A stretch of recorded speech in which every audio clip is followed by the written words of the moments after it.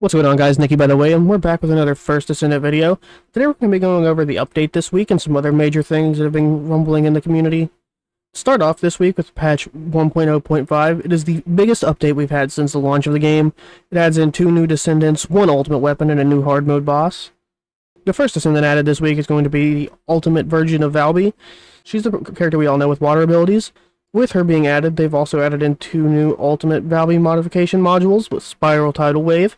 This will affect your bouncy bubble bullet and replaces it with a projectile that flies in a straight line. Spiral Tidal Wave is stackable and can be fired 3 times in a row. It attracts impurities during the Gluttony intercept battle, making that fight a little bit easier. The second module added is Hydro Pressure Bomb. Instead of plop plop, she leaps forward and deals damage to enemies around the landing area. The more enemies in the laundry state from her other abilities, the more powerful the damage would be of Hydro Pressure Bomb.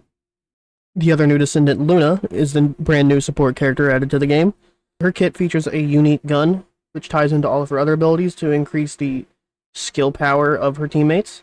She comes with a passive skill that using any skill increases her inspiration gauge, which allows Luna to use enhanced versions of her skills. Her skill 1 is called Stage Presence.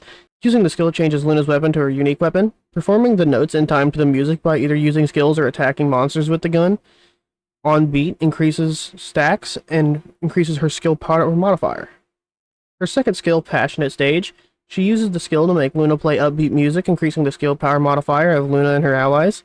Gaining the enhanced effect from having inspiration gauge increases the skill power modifier even more, and also increases the skill critical hit rate and damage of allies. Luna's 3 is called Relaxing Act. Using the skill makes Luna play relaxing music. Hitting the enemy with a note grants an effect that instantly recovers the MP of Luna and her allies, with the enhanced effect increasing MP recovery and reducing skill cost.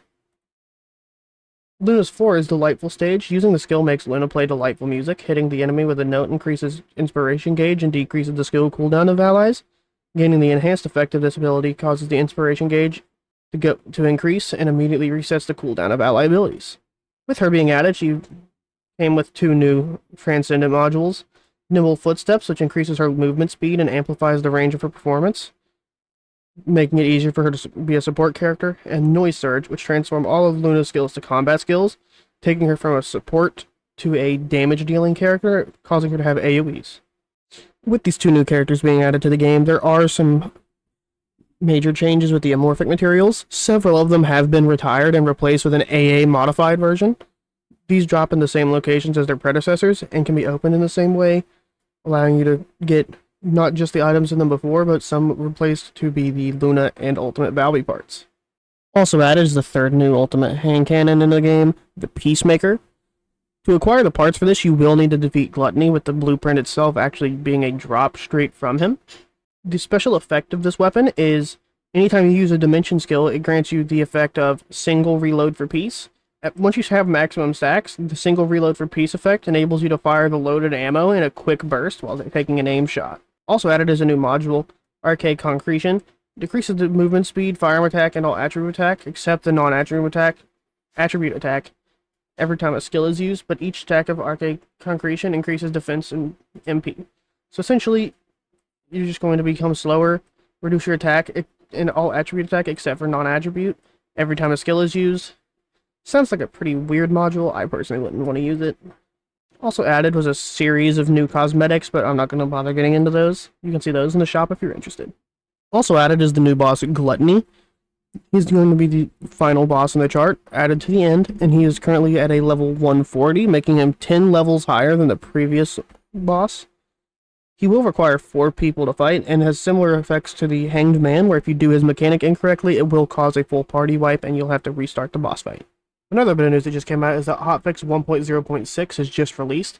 This fixes the superconductivity thrusters glitch with Kyle, where you could use certain mods to abnormally stack damage for the skill to allow you to one-shot bosses, so we will have to go back to fighting bosses the normal way. Hopefully this should clear up the issue of people just leaving when they don't see a Kyle in the mission. There are a few other patches for other things with characters and a couple mission fixes, but I'm not going to go over those today. If you want to go for those, you can go over to their Twitter account, and you can find them there. And that's going to wrap up some of the major news this week. If you guys enjoyed the video, drop a like and a sub, and let me know what you want to see in the comments down below. just want to say thanks again, everybody, because I set that goal last video to get to 50 subs for my birthday, and you smashed it out of the park. Currently I'm 54, so let's see if we can hit 60. Otherwise, thanks for watching, guys, and as always, peace.